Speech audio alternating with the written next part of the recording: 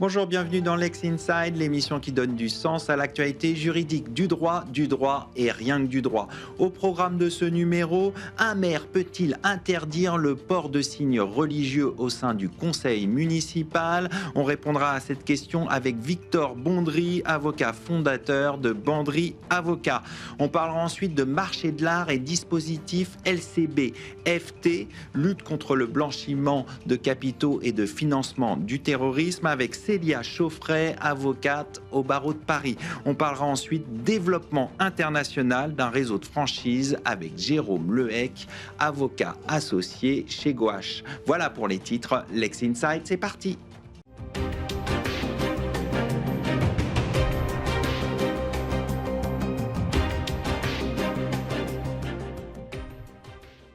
Un maire peut-il interdire le port de signes religieux au sein du conseil municipal? On fait le point tout de suite avec mon invité, Victor Bondry, avocat, fondateur du cabinet Bondry Avocat. Victor Bondry, bonjour. Bonjour, merci de me recevoir. On va faire le point sur cette question du port des signes religieux au sein du conseil municipal. Et le TA de Dijon s'est prononcé sur ce sujet. Qu'a-t-il dit en substance ? Exactement, alors on va revenir sur ce jugement qui a eu d'autant plus d'écho qu'il est intervenu durant l'entre-deux tours des élections municipales. Alors de quoi il était question exactement? Le maire de Chalon-sur-Saône, Gilles Platré, avait modifié le règlement de son assemblée délibérante en prescrivant aux élus qui y siégeaient de porter des vêtements neutres et de ne pas apporter de signes ostensibles religieux. Alors, le maire indique qu'il s'est fondé sur de nouvelles dispositions du Code général des collectivités territoriales. J'ai pas lu l'arrêté, je ne sais pas si c'est le cas. Ce qui est sûr, c'est que il s'inspirait d'un règlement de l'Assemblée nationale de 2018, qui lui-même s'inspirait de la loi de 2004. Et que disaient ces textes ? Alors, ce sont, vous savez, le règlement de l'Assemblée nationale, en substance, il disait que les députés doivent siéger de manière neutre et ne pas porter de signes ostensibles religieux.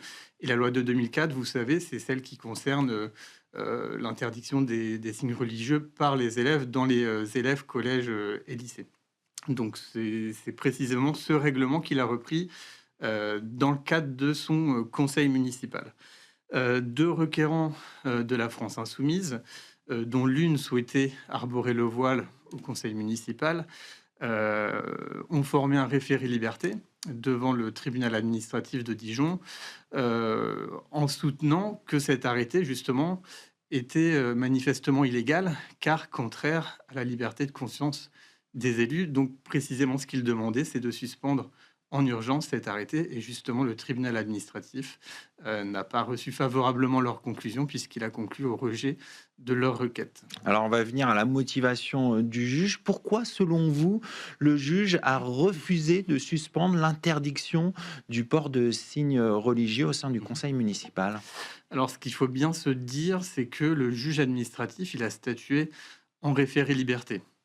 Donc en référé-liberté, qu'est-ce que ça veut dire? C'est que voilà, les requérants viennent lui dire nous, on a une liberté de conscience, elle est manifestement illégale, elle est violée par l'autorité administrative.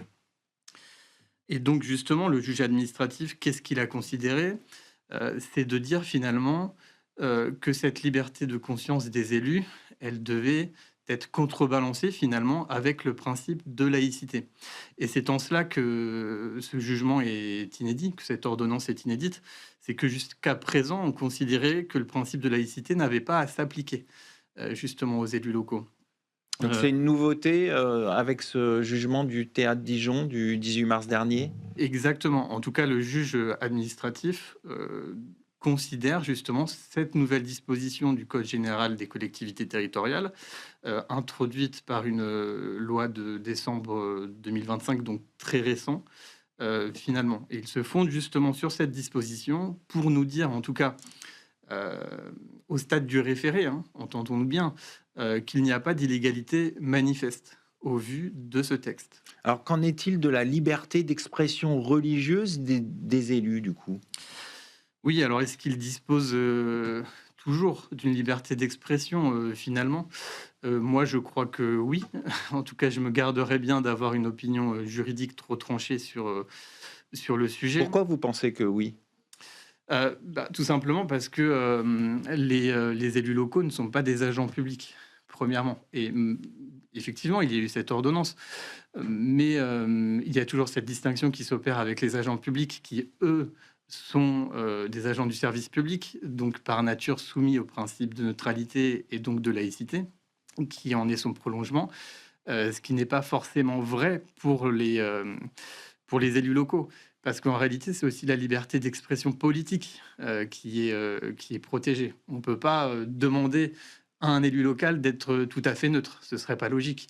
On a d'ailleurs en France des partis politiques ouvertement d'inspiration, enfin, pas d'inspiration religieuse, mais en tout cas à connotation religieuse. Il y a le parti des démocrates chrétiens, l'Union démocrate des jeunes musulmans, etc. Donc il y a quand même cette liberté d'expression politique qui existe chez nos élus locaux. Et dans tous les cas, cette liberté n'a jamais été absolue. Un maire a toujours pu, au nom de l'ordre public, prendre des limitations justement pour encadrer cette liberté d'expression. Où je pense à une jurisprudence de 2015 où le TGI de Marseille avait pu condamner un maire qui avait refusé, au nom de ses convictions religieuses, de célébrer un mariage de personnes de même sexe. Donc cette liberté, elle est bien encadrée. Elle est bien encadrée, exactement. Alors, on va revenir sur cette décision. En définitive, comment il faut interpréter cette décision, ce jugement du théâtre Dijon? Oui, pour ma part, je la trouve cohérente avec le droit positif, dans le sens où, à partir du moment où vous avez cette nouvelle disposition du CGCT, Code des collectivités territoriales, qui vous dit que l'élu local est tenu de respecter le principe de laïcité, je ne vois pas comment le juge administratif, en tout cas statuant en référé et au stade de l'illégalité manifeste, aurait pu statuer autrement. Ensuite, il faut comment interpréter cette décision? Il faut l'interpréter pour ce qu'elle est, donc comme une ordonnance du juge administratif en référé qui constate qu'il n'y a pas d'illégalité manifeste. Donc ça ne vaut que dans le cas de cette espèce, entre guillemets? Je pense qu'il faut être prudent en réalité sur cette question. La question, c'est celle de la portée en réalité de ces nouvelles dispositions. Est-ce qu'elles impliquent une obligation pour les maires d'interdire? J'en suis pas tout à fait certain. D'ailleurs, la doctrine n'est pas tout à fait claire sur ce sujet. Qu'est-ce qu'elle dit, la doctrine? En fait, la doctrine, finalement, c'est, vous savez, l'opposition assez classique entre une conception, on va dire, ouverte de la laïcité et une autre conception plus restrictive de la laïcité. Donc, est-ce qu'il faudrait considérer que, désormais, sur la base de ces nouvelles dispositions, respecter la laïcité pour un élu local, c'est siéger sans signe religieux? Qu'est-ce qu'un signe religieux? Un signe religieux ostentatoire, ostensible. Donc la question mérite d'être abordée. On a une députée, Anne Sicard, du Rassemblement national, qui a proposé une loi, justement, visant à combler ce vide juridique pour interdire officiellement aux élus de siéger en portant de manière ostensible un signe religieux. Moi, je ne crois pas qu'il y ait de vide juridique. Le vide, c'est le néant. Et on a précisément une nouvelle disposition, une ordonnance. On a un creux juridique peut-être, temporaire sans doute, qui, je pense, sera comblé effectivement au cas par cas par le juge administratif. Et peut-être le Conseil d'État tranchera la question quand ça viendra jusqu'à lui? Oui, et je crois qu'on est nombreux en réalité à souhaiter que le Conseil d'État intervienne sur ce sujet pour qu'on ait plus de précision sur le sujet. On va conclure là-dessus. Je vous remercie, Victor Bandry. Je rappelle que vous êtes avocat, fondateur du cabinet Bandry Avocat. Tout à fait, merci. Tout de suite, on change de registre. On va s'intéresser au marché de l'art et au dispositif de lutte contre le financement du terrorisme et le blanchiment de capitaux, LCB-FT.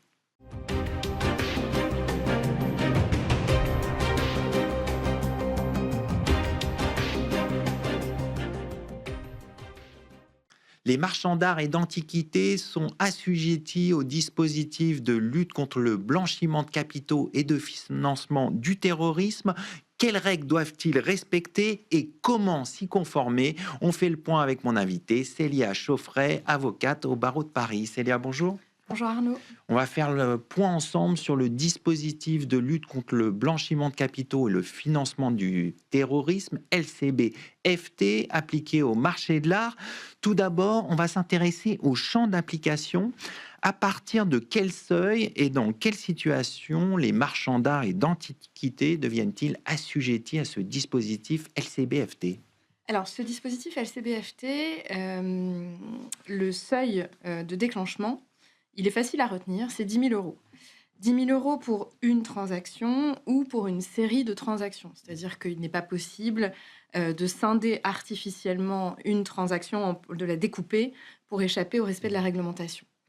Alors, ce seuil, il est élevé et pas élevé. C'est-à-dire que ça exclut du champ de cette réglementation un certain nombre de petites transactions. Mais 10 000 euros, ça englobe quand même dans le marché de l'art beaucoup de transactions, puisqu'on arrive assez rapidement à ce seuil. Ensuite, qui est assujetti? Le périmètre est véritablement très large, puisque ça englobe notamment les négociants d'art, les négociants d'antiquité, les commissaires-priseurs, les courtiers, jusqu'aux opérateurs dans les ports francs et les zones franches. Donc ça représente à peu près 10 000 professionnels, ce qui, à l'échelle du marché de l'art en France, permet de dire qu'on englobe à peu près toutes les personnes qui interviennent dans des transactions d'œuvres d'art. La France est, je le dis comme ça, mais la France est relativement pionnière, puisque la généralisation au niveau européen s'est faite par une directive en 2020, mais la France soumet les négociants d'art à ce dispositif depuis 2001, avec une progressivité des acteurs. Un calendrier qui s'est élargi. Exactement. Bon, on a vu le champ d'application, on va s'intéresser maintenant aux obligations. Concrètement, quelles sont les obligations qui pèsent sur les marchands d'art au titre de ce dispositif LCB-FT? Alors en fait, cette réglementation, elle est assez difficile à vulgariser et à appréhender, parce que l'idée de ce dispositif, c'est de contraindre les professionnels, d'obliger les professionnels à détecter des situations de risque, des opérations qui sont anormales. Donc en fait, on leur demande d'identifier d'éventuelles infractions sous-jacentes qui seraient dissimulées derrière une transaction en apparence régulière. Il faut essayer d'anticiper les fraudes, entre guillemets. Oui, c'est ça, d'analyser le risque. Or, les marchands d'art, ce sont des professionnels de l'art, mais ce ne sont pas des professionnels du chiffre ou des professionnels du droit. Donc, le dispositif tel qu'il existe les contraint à mettre en œuvre 3 séries de choses. La première, c'est l'organisation interne. En interne, il faut qu'ils mettent en place un système d'évaluation et de gestion des risques qui soit adapté à leur structure, c'est-à-dire qu'il faut qu'ils fassent un audit concret. Moi, dans mon activité concrète, quels sont les risques auxquels je suis exposée? Et dans une situation qui implique un risque, qu'est-ce qu'on doit faire? Il faut former le personnel, évidemment, puisque pour donner au personnel les moyens de détecter ces situations. Il faut désigner un déclarant et un référent LCB-FT et une personne qui est chargée de déclarer auprès de Tracfin. Le deuxième pan d'obligation, c'est ce qu'on appelle la connaissance du client. C'est-à-dire qu'on oblige le professionnel à s'intéresser à qui est son client, donc vérifier son identité, qu'il s'agisse d'une personne physique, qu'il s'agisse d'une personne morale. En cas de personne morale, vérifier qui est le bénéficiaire effectif de la société, qui, en définitive, à la fin, bénéficiera de la transaction. Pour les personnes morales, on va même jusqu'à exiger des professionnels qu'ils fassent des recherches complémentaires sur Internet, avec des sources qui sont librement accessibles. Ça peut être compliqué dans la relation client, non? Évidemment que c'est compliqué, puisque on demande à des professionnels qui, par ailleurs, créent une relation de confiance avec leurs clients, d'agir, presque de trahir un peu la confiance qui leur est donnée en agissant un peu comme des policiers. Donc, c'est pas évident, et je pense que c'est en partie ça qui explique la difficulté de mise en œuvre de cette réglementation. Et le troisième pan, c'est la déclaration de soupçon. si on estime, à l'issue des contrôles, des vérifications que le professionnel a fait, s'il estime que le risque, le doute ne peut pas être levé sur la régularité de cette opération, eh bien, ce qu'on lui demande, c'est de faire une déclaration de soupçon auprès de Tracfin. Cette déclaration, elle est confidentielle, donc la personne qui fait l'objet de ça n'en aura jamais connaissance. D'accord. Et le professionnel doit expliquer pourquoi les diligences qu'il a effectuées pour lever le doute et pourquoi il n'y est pas arrivé.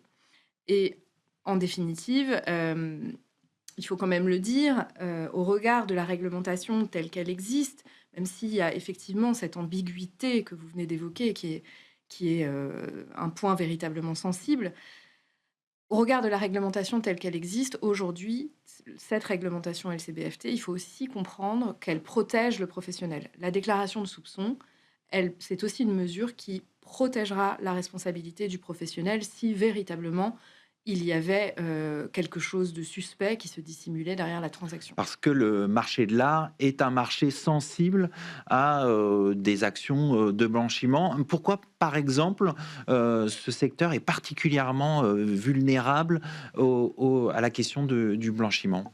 Alors, la vulnérabilité du secteur du marché de l'art, elle est identifiée. Toutes les publications officielles de la douane, du groupement d'action financière, qui est l'organisation internationale qui coordonne ces réglementations, le souligne, le marché de l'art est particulièrement vulnérable. Parmi les critères, je peux en citer 3 qui sont très faciles à comprendre. Le premier, c'est la volatilité des prix, la subjectivité des prix. C'est-à-dire que le prix d'une œuvre, il va varier en fonction de la mode, de la cote d'un artiste, au sein de l'œuvre d'un artiste, de la cote d'une œuvre en particulier, de l'état de cette œuvre, de tout un tas de critères qui sont parfaitement subjectifs, qui permettent, et c'est des choses qu'on voit fréquemment sans qu'il y ait là-dessous quoi que ce soit d'illégal, qu'une œuvre soit vendue par exemple aujourd'hui à un certain prix, mettons 8 millions d'euros, et l'année prochaine, la même œuvre est revendue et à un prix qui peut avoir parfois doublé. Euh, Ces variations de prix permettent, dans une transaction, de dissimuler une part, de cacher une part de valeur d'argent dans cette transaction. Le deuxième facteur de risque, là encore parfaitement intrinsèque au marché, c'est la portabilité de l'œuvre. Un objet d'art, ça peut valoir beaucoup, beaucoup d'argent et se transporter sous le bras. Donc, c'est très facile de faire bouger une œuvre d'un pays à l'autre, de l'emmener dans un pays avec une fiscalité plus avantageuse. Euh, je vais vous prendre un exemple très simple.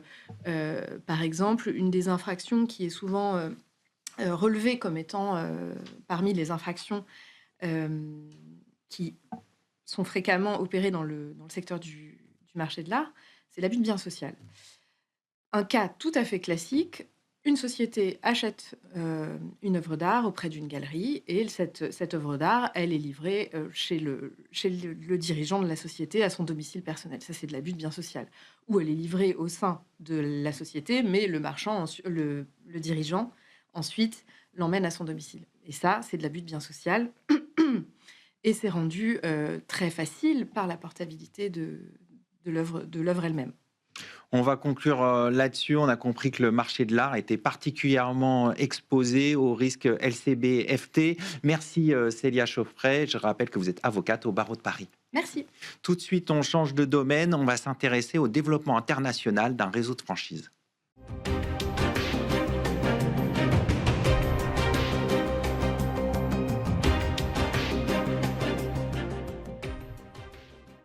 Le développement d'un réseau international de franchise est un levier majeur de croissance, mais il suppose une préparation juridique rigoureuse. Pour en parler, j'ai le plaisir de recevoir sur ce plateau Jérôme Lehec, avocat associé chez Gouache Avocat. Jérôme Lehec, bonjour. Bonjour, merci de votre invitation. On va parler ensemble du développement international d'un réseau de franchise, mais avant de parler des mécanismes juridiques, comment développer son réseau de franchise à l'international?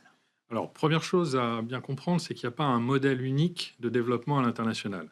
Il y a plusieurs modalités possibles et les enseignes peuvent choisir de développer soit par le biais de filiales, soit par le biais de succursales, de joint ventures, de contrats de franchise directs, en recourant le cas échéant à des développeurs locaux, voire de la master franchise. Et point important aussi, c'est que ces modalités peuvent parfois se combiner ou peuvent évoluer dans le temps en fonction du développement qui est mené. Le vrai sujet, en réalité, c'est de choisir le bon outil en fonction du projet. Alors, comment on fait? Alors, premier point, il faut raisonner en 3 temps. Sur le choix du véhicule, ce qui va être déterminant, c'est la volonté de contrôle et la capacité d'investissement de l'enseigne. Plus l'enseigne veut contrôler son développement et plus elle a cette faculté d'investissement, plus elle va avoir tendance à s'orienter vers des schémas de type filiale ou succursale. Si à l'inverse, elle n'a pas cette capacité ou elle n'a pas cette envie, on va plutôt basculer vers des schémas de type franchise et master franchise. Ensuite, il faut s'assurer que le concept est exportable. Ça, c'est un point important. Un concept qui fonctionne bien en France n'est pas forcément transposable, tel quel, en tous les cas, dans d'autres pays. Donc, il y a un travail d'adaptation et d'évaluation à faire pour voir si l'offre est compatible et si des adaptations peuvent être requises. Et enfin, quand on choisit un partenaire, il faut choisir le bon. Et ça, c'est une étape qui est vraiment très importante parce que le contrat va venir organiser la relation, il va venir définir les obligations, il va permettre d'assurer la bonne exécution de ce qui a été convenu. C'est pas lui qui va aller développer le marché, c'est pas lui qui va trouver les clients, c'est pas lui qui va les servir. Donc, il faut choisir le bon partenaire. Voilà. Ça, c'est très important en fonction du type de développement que l'on cherche et de la manière dont on perçoit son développement. On va s'intéresser maintenant aux aspects juridiques. Quelles sont les vérifications juridiques incontournables avant de s'implanter à l'étranger? Alors, il y a 5 points qui sont importants.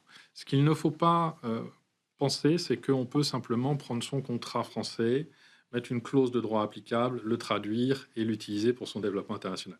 Certes, si on va partir sur la franchise ou la master franchise, le contrat français servira de base de travail, mais il va devoir être travaillé. Sur les premières vérifications à faire très importantes, c'est le sujet de la marque. Il n'y a pas de contrat de franchise sans une marque valable et protégée. Or, la protection d'une marque est une protection territoriale. Donc, quand on va dans un autre pays, premier réflexe, c'est s'assurer que notre marque est protégée ou pas. Si elle ne l'est pas encore, est-ce qu'elle est disponible ? Et est-ce qu'on peut l'enregistrer? C'est une vérification qui doit intervenir assez en amont parce que les processus d'enregistrement de marque peuvent parfois être un peu longs. Alors, en tous les cas, pas forcément très long, mais ça peut prendre quand même quelques mois. Et donc, c'est le premier point. Anticiper et faire des recherches d'antériorité. Exactement. Le deuxième point, c'est le choix de la loi applicable et des modalités de règlement des litiges. Donc ça, c'est un point qui doit se faire assez en amont. Là-dessus, j'insisterai sur un point pratique en lien avec les opérations de distribution, c'est qu'il y a évidemment le droit applicable au contrat cadre, qui est le contrat de franchise, mais il faut aussi s'arrêter sur les contrats d'exécution, notamment s'il y a des approvisionnements, des ventes qui vont intervenir. Est-ce que notre clause de droit applicable et notre clause de choix de tribunal ou d'arbitrage s'appliquent aussi à ces contrats ou pas? Il faut éviter là des risques de contradiction.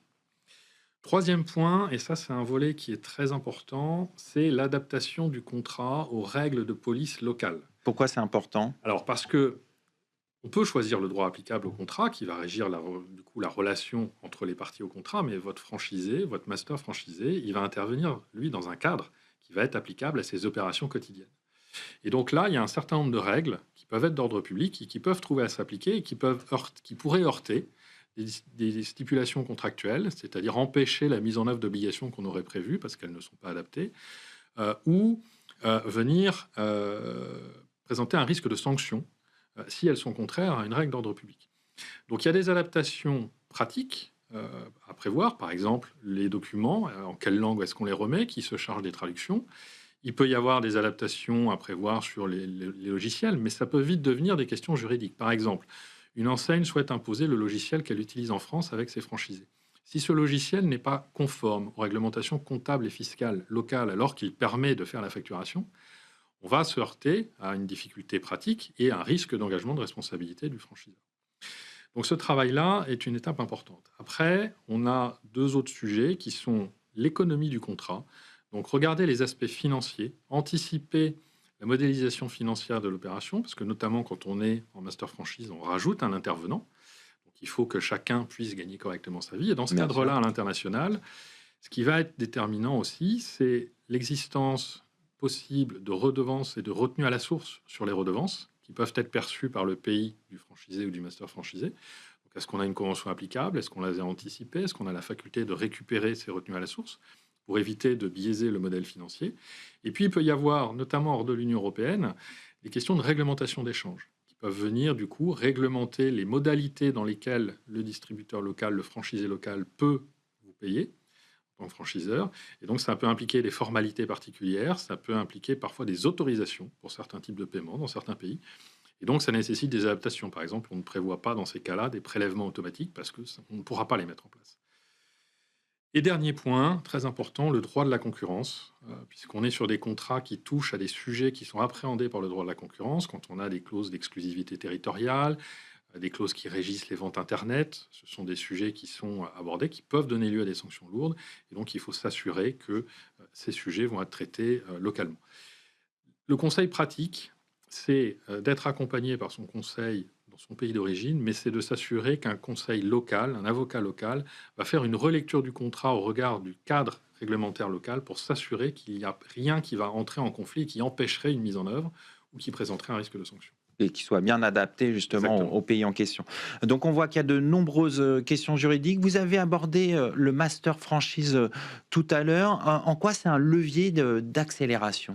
Alors, la master franchise, pour le redéfinir très simplement, c'est en fait confier le développement d'un territoire à un partenaire qui va, quelque part, jouer lui-même le rôle de franchiseur. C'est-à-dire qu'il va être chargé de recruter des franchisés sur le territoire qu'on lui a confié, de signer des contrats avec eux et d'animer le réseau.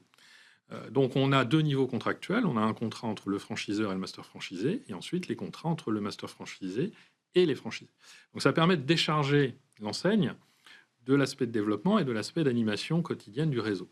Donc, c'est en cela que, opérationnellement, on va s'appuyer sur quelqu'un qui va nous décharger de ce travail-là, et on va s'appuyer sur quelqu'un qui connaît très bien le marché dans lequel on souhaite se développer.